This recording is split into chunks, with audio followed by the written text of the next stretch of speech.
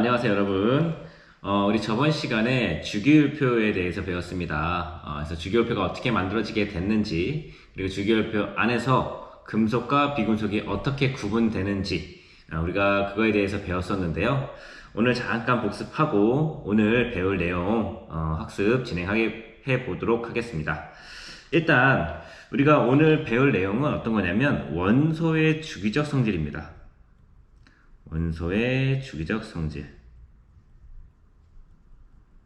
이 원소의 주기적 성질이라는 건 뭐냐면 우리 주기율표 안에서 원소들이 이렇게 배열되어 있는데 같은 족에서 원자번호가 증가할수록 또는 같은 주기에서 원자번호가 증가할수록 얘네들의 성질이 어떻게 어떠한 경향성을 가지고 변하는가 라고 하는 거에 대해서 우리가 알아보는 겁니다. 뭔가 주기성을 가지고 변화한다는 거죠. 그래서 일단 주기율표를 한번 그려보고요. 주기율표를 그려보겠습니다. 주기율표.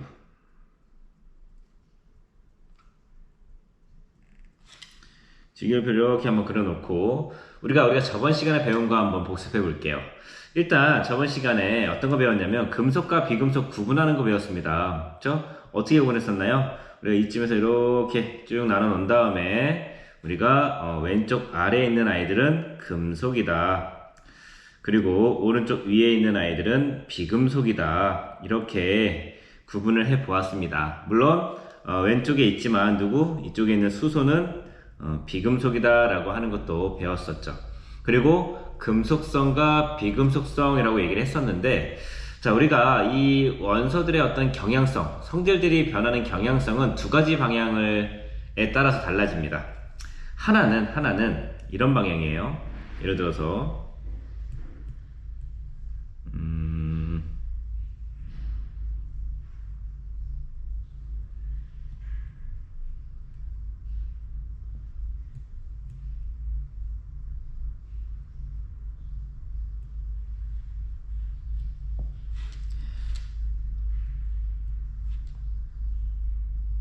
자, 아래로 그리고 왼쪽으로. 그러니까 주기율표에서 왼쪽 아래, 즉 이 방향으로 향하는 하나의 경향성을 갖고요. 또 하나는 오른쪽이고 위로 가는 하나의 경향성. 그래서 이쪽 또는 오른쪽 위, 왼쪽 아래 또는 오른쪽 위, 이거의 경향성을 갖게 됩니다. 일단 우리가 저번 시간에 했던 것 중에 하나는 뭐였냐면 왼쪽 아래로 갈수록 뭐가 커진다고 했었냐면 금속성이 커진다라고 했습니다.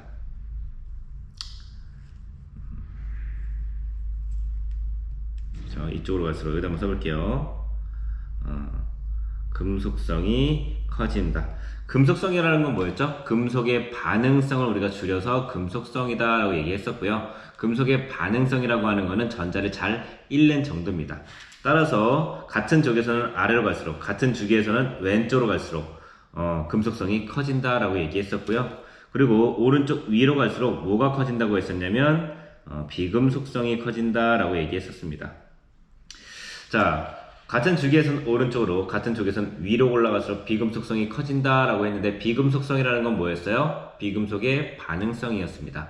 즉 비금속성이 클수록 전자를 잘 얻고 음이온이 잘 되고 환원을 잘한다 라고 얘기했었죠. 단 얘는 18쪽은 제외입니다. 18쪽은 전자를 잃거나 얻는 반응 자체를 안 하니까 얘는 제외한다. 이렇게 나타내면 되겠죠. 이 주기율표를 왜 그렸냐면 우리가 오늘부터 배울 내용들은 주기적 성질들인데요. 이 주기적 성질들의 경향성을 파악하는 게 상당히 중요하고요. 이 경향성 또한 여기서 얘기하는 것과 같이 오른쪽 위 또는 왼쪽 아래의 경향성을 갖기 때문에 우리가 학습을 하면서 지금 이 페이지에 계속 정리를 할 겁니다. 그럼 학생들은 이거를 같이 정리를 할 건데 어디에 하면 되냐면 우리 그 60페이지 맨 아래 공간이 좀 있죠. 그 공간에다가 이 내용, 지금 쓰고 있는 이 내용을 그려놓고 같이 정리를 하면 좋을 것 같습니다. 정리는 맨 나중에 해도 돼요. 이거는 일단 나중에 계속 볼 거니까 이제 이거 정리하세요 라고 하면은 60페이지 맨 아래에다가 이 내용을 나중에 적어주시면 됩니다.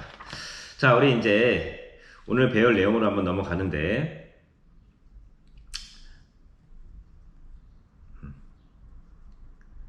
자, 오늘 배울 내용은 우리 교과서 55페이지에 있는 원소의 주기적 성질들에 대해서 한번 배워보겠습니다. 그래서 우리가 한번 어떤 내용들을 배울 건지 한번 따져보는데요. 우리가 배울 원소의 주기적 성질은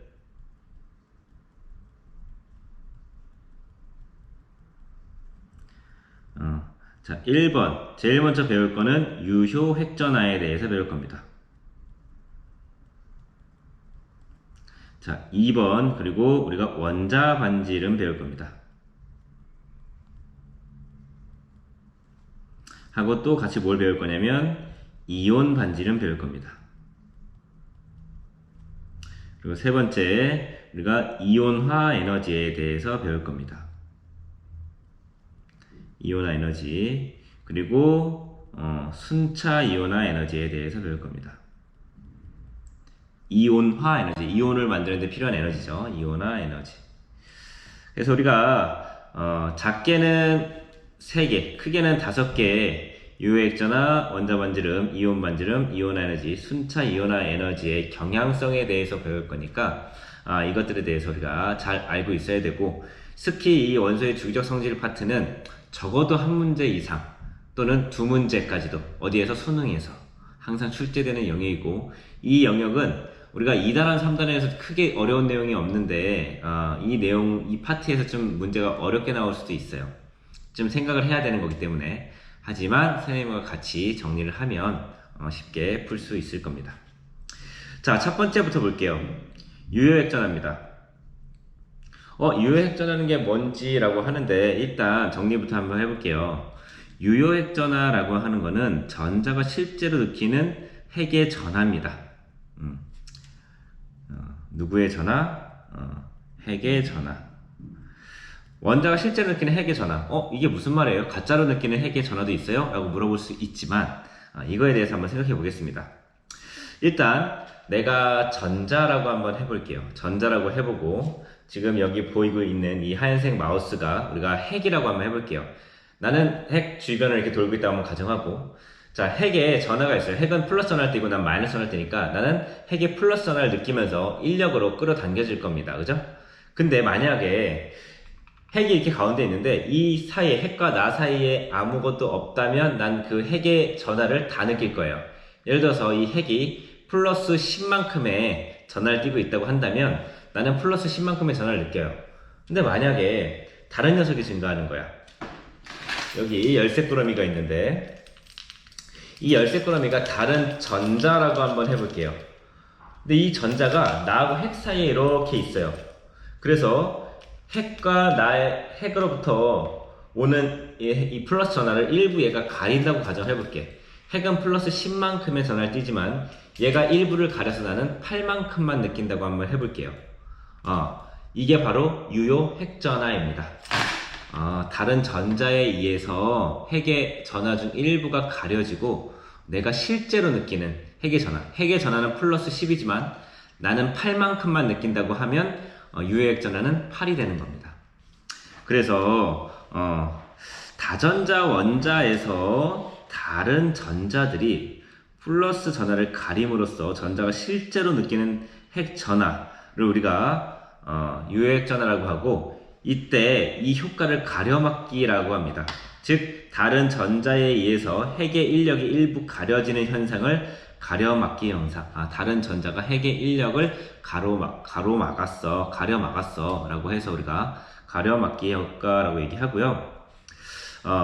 그래서 여기 보면은 안쪽 전자 껍질에 있는 전자보다는 같은 전자 껍질에 있는 전자의 가려막기 효과는 좀 작습니다. 반대로 안쪽 전자 껍질에 있는 전자가 같은 전자 껍질에 있는 전자보다 가려막기 효과를 더 크다는 얘기예요. 이 얘기는 뭐냐면, 자, 핵이 있고, 핵이 있죠. 그리고 나보다 안쪽 껍질에 있는 전자는 핵의 인력을 가릴 확률이 크지, 그치? 근데 나랑 같은 껍질에 있는 전자들은, 그죠? 이 핵의 인력을 가릴 확률이 적습니다. 그래서 내가 이 전자, 지금 노란색으로 표시한 이 전자의 유효 핵전하를 따진다고 했을 때, 이 전자가 이 전자와 이 핵 간의 인력을 가리는 효과보다는 이 안쪽에 있는 애들이 훨씬 더 많이 가릴 거란 얘기예요. 그래서 우리가 이 유효액전화의 경향성을 한번 파악해 보는데, 자, 내려와서 이제 중요한 거 봅니다. 자, 같은 주기에서는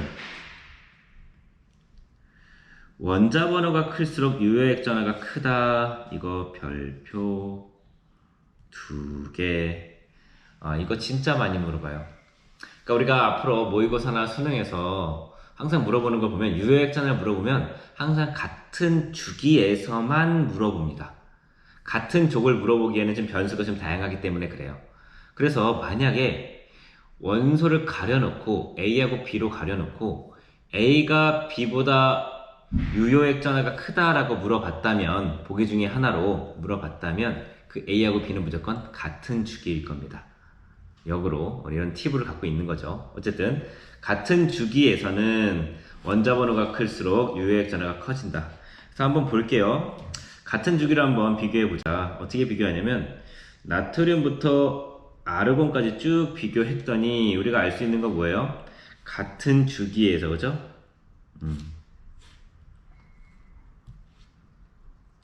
같은 주기에서 원자 번호가 증가하면,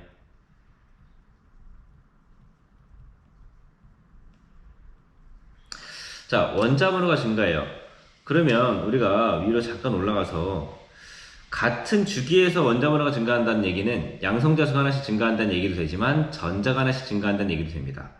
즉, 내가 이 전자를 보는데 원자 번호가 하나 증가할수록 같은 껍질의 전자가 늘어나지. 안쪽 껍질에 있는 전자는 변해 안 변해? 안 변하죠. 같은 껍질에 있는 전자수가 늘어나니까 같은 껍질에 있는 아이들은 핵을 가려막는 능력이 작잖아. 그래서 이 양성자가 증가하면서 핵의 인력이 커지는 게 같은 껍질에 있는 전자가 늘어나면서 가려막기 효과가 증가하는 것보다 훨씬 더 크게 작용합니다. 그래서 유효액 전화가 증가하게 됩니다. 어쨌든 같은 주기에서 원자 번호가 증가하면 양성자 수가 증가하고요. 따라서 유효핵 전화가 증가합니다. 유효핵 전화가 증가한다. 그래서 같은 주기에서는 원자 번호가 증가하면 유효핵 전화가 증가한다는 걸 꼭 기억해 주셨으면 좋겠습니다. 자, 그래서 어쨌든 간에 우리가 유효핵 전화 이렇게 보고요. 같은 족을 한번 비교해 볼까요? 같은 족을 비교하니까 이렇게 한번 해볼게요. 수소, 리튬, 나트륨 이렇게 죠. 같은 족에서도 어떻게 되니? 같은 족도 원자 번호가 증가할수록 유효액 전화가 증가한다는 걸 알 수 있습니다.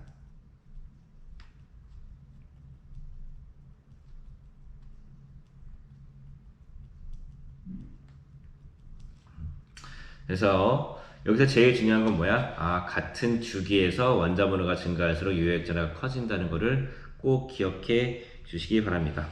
여기 일단 보면 같은 주기에서 원자 번호가 증가하니까, 그죠? 양성자수가 증가하면서 핵의 인력이 커져요. 핵의 인력이 커지고 또 전자수도 많아지지만 같은 껍질에서 전자가 늘어나요. 같은 주기라면. 같은 주기는 전자 껍질 수가 같잖아, 아직? 그래서 같은 껍질에 전자가 늘어나는 거는 가려막기 효과가 작아. 그래서 핵의 양성자가 증가하는 게 훨씬 더 크게 작용하니까 실제로 가장 마지막 껍질에 있는 전자가 느끼는 유효액 전화는 점점 증가하게 됩니다. 증가하다가 껍질이 바뀌니까, 그쵸? 껍질이 증가하죠. 2주기고 3주기로 바뀌면 전자 껍질이 3개가 됩니다. 껍질이 증가하는 순간 원자과 전자 안에는 갑자기 내부에 있는 전자가 확 늘어나요. 그러니까 가려막기 효과가 확 증가합니다.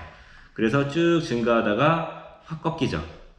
바로 우리가 이 경향성을 보면 이렇게 확 꺾이는 이 부분하고 이 부분이 주기가 바뀌는 부분이라는 것도 우리가 파악할 수가 있습니다. 자, 그렇구나 하고 이제 한번 넘어가 볼게요. 자, 이제 정리를 한번 해볼까? 그러니까 우리가 이렇게 놨었고, 자, 정리를 하나 하는데 이렇게 한번 정리를 한번 해볼게요. 다른 색깔로 한번 해볼게요.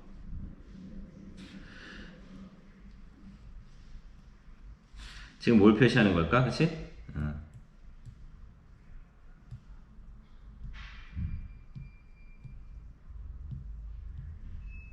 비슷한 보라색이 없네요.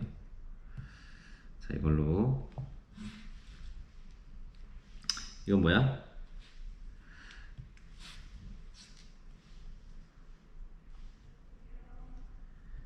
자, 같은 주기에서, 같은 주기라며, 그죠?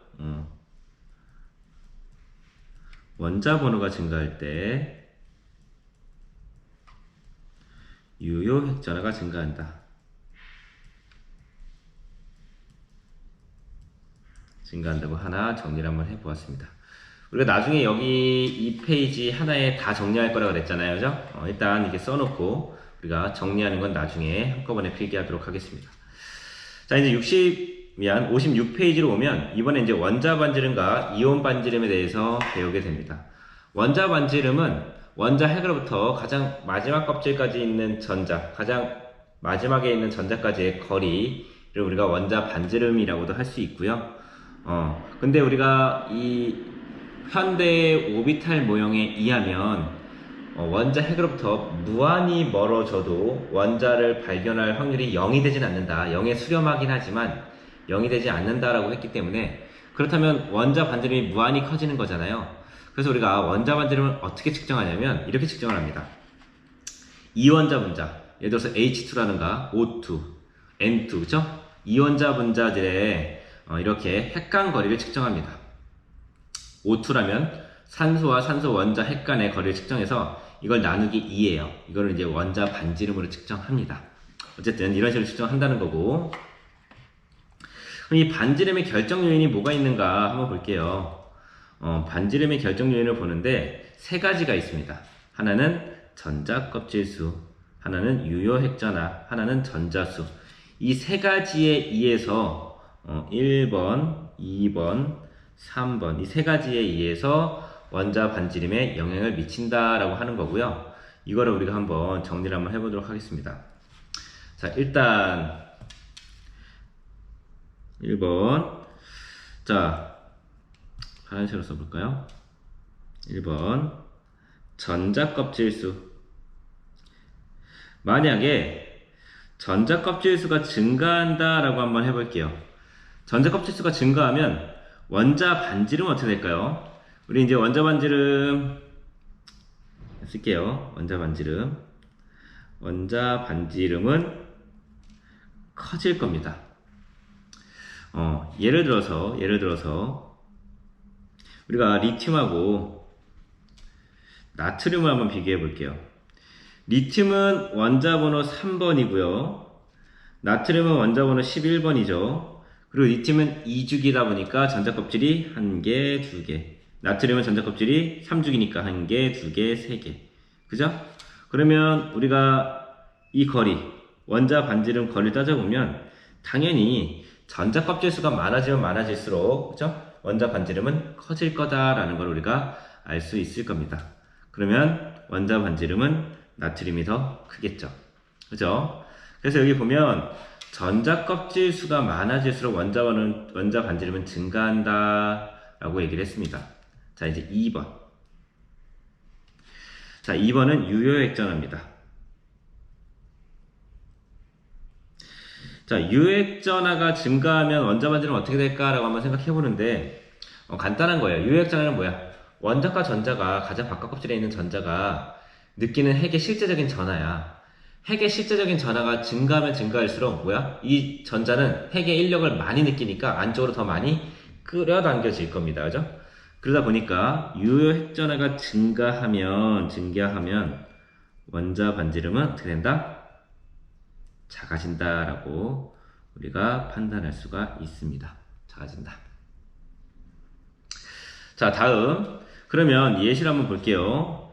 예를 들어서 똑같이 이번엔 리튬하고 베릴륨을 보겠습니다. 리튬은 원자 번호 3번이고요. 똑같이 전자 껍질이 2개가 있습니다. 그죠? 자, 그리고 베릴륨은 원자 번호 4번이고요. 얘도 전자 껍질이 하나, 2개가 있습니다. 자, 여기에 전자가 하나 있다고 해보고 여기에도 전자가 하나 있다고 해볼 텐데, 이 전자를 끌어당기는 힘의 세기가 얘보다는 얘가 훨씬 더 클 거란 얘기지. 왜냐면 유효액전화가 더 증가한다는 얘기는 핵의 인력을 끌어당기는 힘의 세기가 더 크다. 따라서 반지름은 유효액전화가 클수록 반지름은 작아진다라고 할 수 있겠죠. 그러면 같은 주기에서는 원자 번호가 증가할수록 유효액전화가 증가하니까 원자 반지름이 점점 작아지겠네 라고 하는 것도 우리가 파악할 수 있겠죠. 자, 3번. 이번에는 전자수입니다. 만약에 전자 껍질 수도 같고 유효액전화도 거의 비슷해요. 같은 주기에 유효액전화도 거의 비슷해. 양성자수가 거의 같아. 그 경우에는 전자수가 어떤 영향을 미칠까? 전자수가 많아지면 많아질수록 전자들은 다 마이너스 전화를 띠고 있잖아요. 전자들 간에 서로 반발력이 작용하는데 전자들이 많아지면 얘네가 반발력이 증가하니까 서로 어떻게 될까? 멀어지려고 할 겁니다. 멀어진다고 하려는 거는 핵이 여기 있으면 얘네들끼리 핵이 가까우면 가까울수록 자기들끼리도 가까워지니까 핵에서 멀어져야 얘네들이 반발력이 더 작아지겠죠. 그래서 전자수가 증가하면 원자 반지름은 증가하게 됩니다.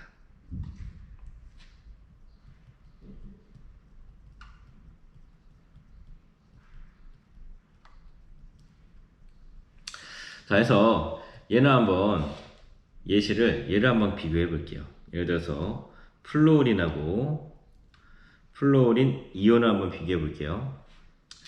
자, 플로린은 원자번호 9번이고요. 전자 껍질이 2개 있고요. 가장 마지막 껍질에 전자가 7개가 있습니다. 7개 곱하기 7. 자, 플로린 이온은 똑같이 원자번호 9번인데 자, 전자 껍질이 있고 얘는 전자가 몇 개나 있냐면 얘는 전자가 마지막 껍질에 7개 있고 그리고 하나가 더 추가됐으니까 총 8개가 있겠죠. 가장 마지막 껍질에. 그러다 보면은 전자 간에 반발력이 생겨. 누가 얘는 이 전자 간에 반발이 생깁니다. 그러다 보니까 전자들끼리 더 멀어지려고 하다 보니까 반지름이 더 커져요. 그래서 원자보다 음이온이 되면 일단 전자 껍질 수도 안 변하고요. 그리고 양성자수, 핵에 있는 양성자수도 같은데 전자수가 늘어나는 거니까 음이온이 되면 따라서 반발력 때문에 반지름이 더 커질 거다라는 것도 우리가 파악할 수가 있습니다. 그래서 반지름의 결정 요인 이 세 가지에 대해서 잘 기억하시 주시기 바랍니다. 그러면 일단 학생들은 이거 잠깐 멈춰놓고 정리를 해주시고요. 자, 정리가 끝났으면 우리 이제 아래 내려와서 원자 반지름의 주기적 성질에 대해서 한번 보겠습니다. 자, 원자 반지름의 주기적 성질을 따져보는데 같은 족에서는 원자 번호가 커질수록 전자 껍질 수가 증가하니까 원자 반지름은 커져야 되겠죠. 같은 주기에서는 원자 번호가 커지면 유효액전화가 증가하니까 원자 반지름은 작아집니다. 따라서 이 두 가지가 되는 거고요. 우리가 이걸 갖다가 주기율표에다 한번 표시를 한번 해보면, 그죠? 예를 들어서 여기다 한번 그려볼게요. 주기율표를 이렇게 한번 그려보고 미니 주기율표, 그죠? 그리고 나서 주기율표의 경향성은 똑같이 왼쪽 아래이거나 오른쪽 위이거나지. 오른쪽 위로 갈수록 원자 반지름이 어떻게 될까? 작아집니다. 왜? 같은 주기에서는 오른쪽으로 갈수록 원자 번호가 커질수록이죠. 원자 번호가 커질수록 오른쪽으로 갈수록 반지름이 작아지고 같은 족에서는 원자 번호가 커질수록 반지름이 커지니까, 그죠? 오른쪽 위로 갈수록 반지름은 작아지게 되어 있고요. 왼쪽 아래로 갈수록 원자 반지름은 커지게 되어 있습니다. 반지름이 커지게 되어 있다. 라는 거 알고, 그럼 한번 밑에서 실제로 그런지 한번 파악을 한번 해보겠습니다. 이 그래프를 한번 보는데요. 이 그래프를 보니까 지금 쌤이 형광펜으로 표시하는 이 아이들은 다 같은 주기입니다. 그죠? 같은 주기에서 원자 번호가 증가하니까 어떻게 돼? 점점 반지름이 작아진다는 거지. 왜 작아지니? 뭐가 증가해서? 유효액전화가 증가하니까. 그리고 나서 갑자기 확 증가하는 걸 알 수 있어요. 우리 이렇게 확 증가하는 부분 뭐야? 주기성이 바뀌는 부분, 즉 주기가 바뀌는 부분. 2주기에서 3주기로 바뀌는 부분이라는 겁니다. 또 나트륨에서 쭉 염소까지 갈 때 반지름이 작아져요. 같은 주기죠. 그래서 같은 주기에서는 원자번호가 증가할수록 반지름이 작아진다라는 걸 기억해 주시고요. 이번에 노란색으로 한번 표시해 보는 거. 자, 리튬, 나트륨, 칼륨 이렇게 표시해 봤더니 얘네들은 같은 족입니다. 같은 족에서는, 그죠? 얘 같은 족이죠. 그리고 얘네들은 같은 주기입니다. 같은 족에서는 원자번호가 증가할수록 반지름이 점점 커진다라는 것도 우리가 파악할 수 있겠네요. 그래서 이 옆에 원자 반지름 실제 값을 우리가 측정해 놨는데 피코미터입니다. 피코미터. 이 피코미터라고 하는 거는 10의 마이너스 12승. 이 피코가 의미하는 건 10의 마이너스 12승 미터입니다. 그러니까 1미터는 10의 12승 피코미터가 되는 거지. 그죠? 그래서 어쨌든 이렇게 되는 거고요. 실제로 우리 이 값을 보니까 같은 족에서 원자번호가 증가하면 반지름이 커진다는 것도 알 수 있고, 같은 주기에서 원자번호가 증가하면 반지름이 점점 이 수치가 작아진다는 것도 파악할 수가 있습니다. 그래서 이게 원자 반지름이고요. 우리가 아까 여기 했던 거지도 한번 정리를 한번 해보겠습니다. 자, 오른쪽 위로 갈수록 원자 반지름은 어떻게 된다? 작아진다. 원자 반지름은 작아진다라는 걸 기억해 주시고, 얘는 18쪽도 포함입니다. 그리고 왼쪽 아래로 갈수록 원자 반지름은 증가한다 라는 거 우리 지금 경향성 하나 다뤘습니다. 그죠?